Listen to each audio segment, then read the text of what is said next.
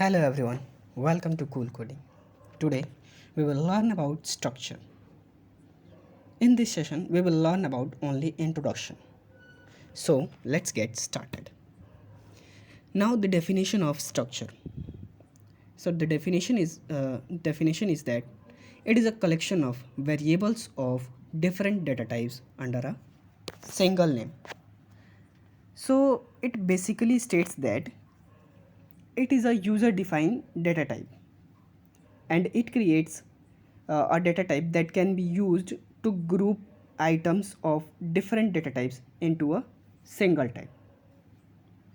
So let's understand this by an example.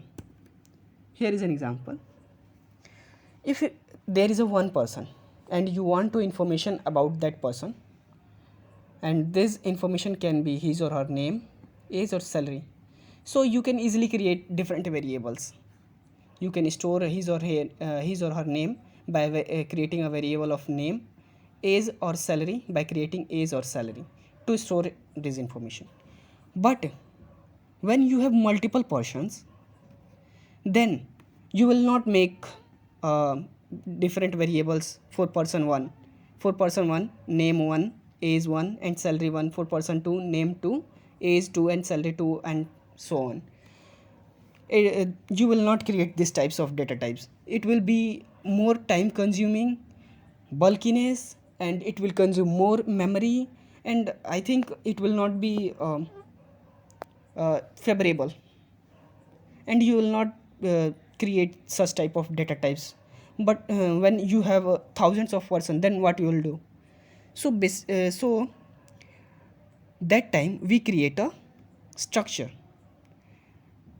Here is an example.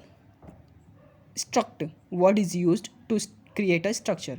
So struct keyword creates a structure, and I have taken a person as a variable. I have declared it as a person variable.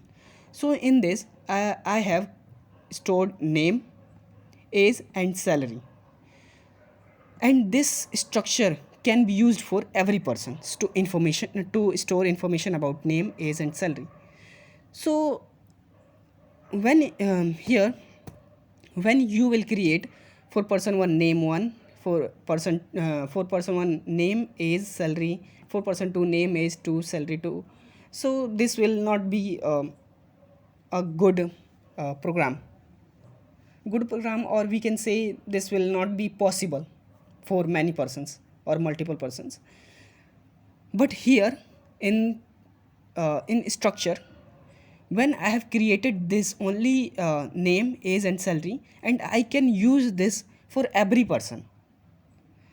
Now here you can see that it is much cleaner, readable and efficient as well.